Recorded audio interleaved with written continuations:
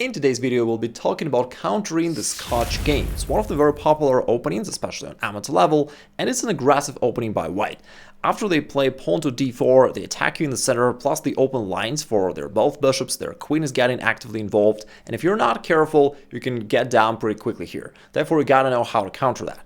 Well, the first move is pretty obvious. Like, you probably wish to take this pawn, that's what most players do. But after knight takes d4, the mistake that the majority of players make is that they keep trading off in the center of the board, and you should not do that. If you take on d4, that's wrong, and that puts you at a pretty big disadvantage right away. And after queen takes d4, white is occupying the center, his queen is active, he's controlling this square, for instance, you can't develop your bishop normally. If you try to bring out the knight, he can always push it back by playing pawn to e5, white is having more space, more activity, and your position is already quite tough. Let's try a better approach. After we go into the Scotch game and white plays pawn to d4, initially we take on d4, and after the knight recapture, remember we don't take there, don't do this mistake, instead we play a better move, bishop to c5. Now that's just a normal development of the bishop, plus you attack this knight twice with your knight and bishop, therefore white needs to make a decision about what to do with this knight. In most cases they'll choose the simplest decision, to take on c6, and we'll talk about that in a second. Alternatively, they may wish to defend this knight by playing bishop to e3, and finally, they may wish to just go back with knight to b3. We'll talk about all these options so that you'll be fully covered, and this line for black is actually pretty simple and quite aggressive, that's why I like it. Anyway, let's start off with the most straightforward move, knight takes c6. In this case, ideally speaking, you'd wish to recapture with a d-pawn because that opens up your bishop and therefore it gets involved into the game actively. But the problem here is that if you take right away, then he can take on d8, forcing your king to move, and that's not very comfortable. But there is a little trick that helps you here. Instead of taking on c6 immediately, you first play a tricky in-between move, queen to f6. And thanks to this attack, which is a checkmate in one threat, white has to counter that, which gives you enough time to then recapture the way you want to on the next move. Now, by the way, some of your opponents will pre-move some knight c3 or so, and then you'll just, hit them with queen to f2 checkmate. But of course, it's going to happen rarely, and in most cases, they will counter these threats somehow. So, how white should counter that? Well, that's a good question. If they just push the pawn forward, that is a solution, but not the most optimal one. Because then, as usual, you recapture, and then thanks to this weakness of this diagonal, they can never castle there, and overall they're kind of weakening their position, so it's probably not what they really want. Let's take it back. Some of them will play bishop to e3, but that is also wrong, because in this case, yeah, they're opposing the bishops, but you can trade it off, still keeping the threat of queen takes f2, therefore they have to recapture, and now in this position we have kind of similar situation, but he's got these terribly weak pawns, you're actually even hating this pawn on b2, your queen is also cuts off the f-file so that he can never castle kingside, and overall, it's actually a positionally winning game by black already just because white has all these multiple weaknesses. Which means that the correct approach for white is to defend this pawn with their queen, either by going queen to e2 or queen to f3. We'll talk about both these options. Let's start off with queen e2, which looks like a natural way to go. Then we recapture with a d-pawn, once again opening the diagonal for our bishop. Then white needs to develop his pieces, and there is only one way of how they can do this, basically knight to c3, because, this bishop is locked on f1, can't get out, and the bishop from c1 cannot move because it has to guard this pawn on b2, and from there the queen is going to hit the rook, so moving this bishop right away is, by the way, a big blunder. Some of them will play here, blundering queen takes b2 and then capturing the rook, and white is just, it's already resignable for white. So knight c3 is the only normal move for white. And the beauty of this variation for black is that you always play the same moves. No matter what white does, you play the same moves. Now, you could develop the knight and castle kingside, but even stronger is to play bishop e6 and then to castle queenside. This way, you not only develop, but you also put your rook to this open file, which is cool. Now, white wants to probably do the same, so they usually play bishop e3, developing a bishop, and getting ready to castle queenside. But here, you have a little Igor Nation trick, which is, instead of taking the bishop, you play a shocker bishop to a3. What's that? Well, it turns out that while you attack this pawn on b2, the bishop cannot be captured. In this case, queen takes c3 wins the game. That's a double attack and you win the rook on the next move. I can't do that. But in most cases, they think to themselves, well, bishop a3 is no problem. Yeah, he attacks my pawn, but I was going to castle queenside anyway, and I defend this pawn simultaneously. And guess what? That is a losing error, because here you've got another shocker. Queen takes c3. And it's not a sacrifice of the queen, even though it looks like that at the moment, because the pawn is pinned down to the king, therefore it cannot move this direction. That would expose the king, and it means that you're winning the game. The only thing they can do is to take your bishop, but then you just recapture, check to the king, and white has a deadly choice of whether to go to d2, where the king is completely exposed, and you'll win easily, or try to hide in the corner, and here there is a very useful motif that it's worth knowing. You don't take here with the queen. I mean, you could take either with the bishop or with the queen. If you take with the queen, the king can run away. So it's better to actually instead take with a bishop, and now you control these squares. Thus, you force the king to go to the corner, and from there, it's easy to attack it later. I mean, in this position, you can even just play bishop c4, which is a discover check to the king, as well as attack of the queen. So you grab the queen, you keep attacking his king, and you crush him. And before we move on to the next variation, let me just thank you for all the birthday greetings that you sent to me. It's very touching. It's one of my biggest pleasures in life to deal with chess players. They're smart and nice guys to deal with. So thank you once again. Some of you wrote me that I didn't seem to age over the last 10 years that you know me. Some wrote me that after learning my stuff, you managed to crush your dad or win local tournaments or get to the 2000 rating level or hit whatever chess goals you had. And this makes me super happy. That's why I do what I do. So once again, thank you. You rock. That's great. Let me also remind you that for a few more days, due to this celebration, you can get one of my premium courses at a 50% discount. You can click the link below the video, pick some of the courses, and I'll do my best to serve you as much as I can to help you achieve your chess goals. And on top of that discount, it's also buy one, get one free, meaning the total discount, pretty huge. So that's the best time to get one of my courses if you ever wanted to.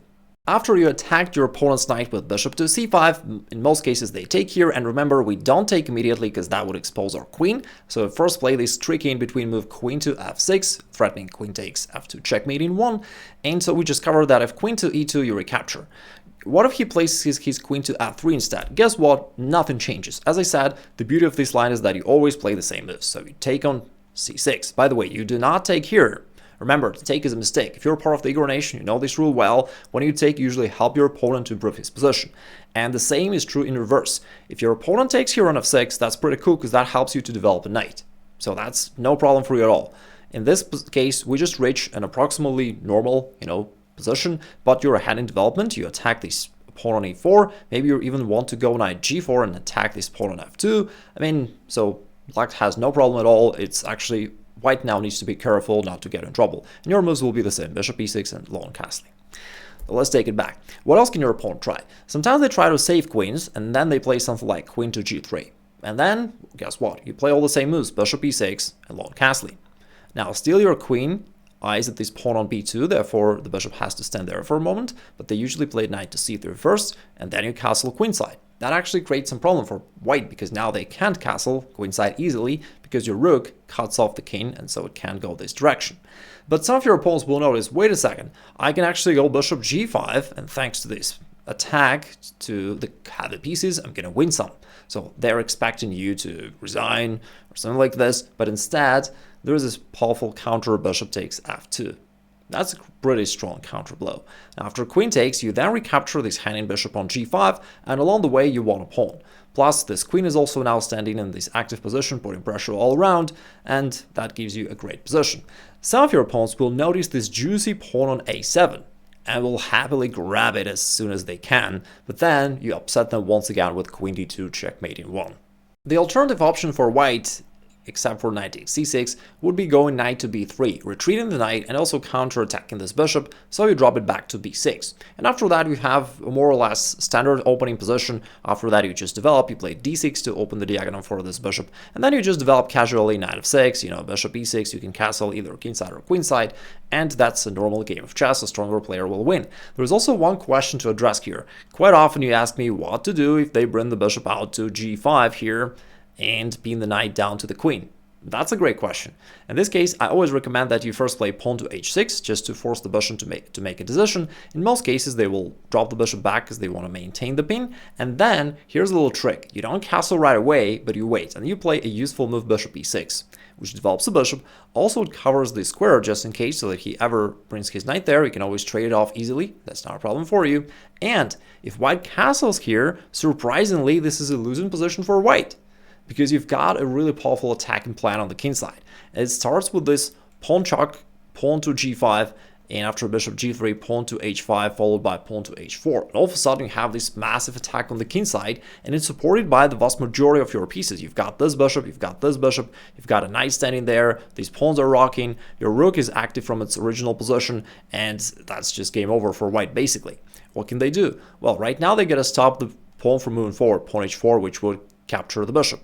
So if they play the pawn move forward, and they have to, that actually helps you to open more lines and to checkmate his king. By the way, they can't move this pawn because it's been down to the king. So your bishop from b6 is kind of standing in an ambush, but is doing a great job in your attack. And the most common move by white is pawn to h4, but you don't take. Once again, to take is a mistake. You want to maintain the pressure, and you instead go knight to g4, which brings the knight into the attack, plus it opens up the queen, so that now we have some influence over this diagonal, and now we threaten to capture this pawn thanks to our queen support. And after they take, that's cool for you, because now your queen recaptures and you bring the queen into the attack with a tempo. Now it's against the king, you're ready to play h4, h3, and just checkmate him within a couple moves.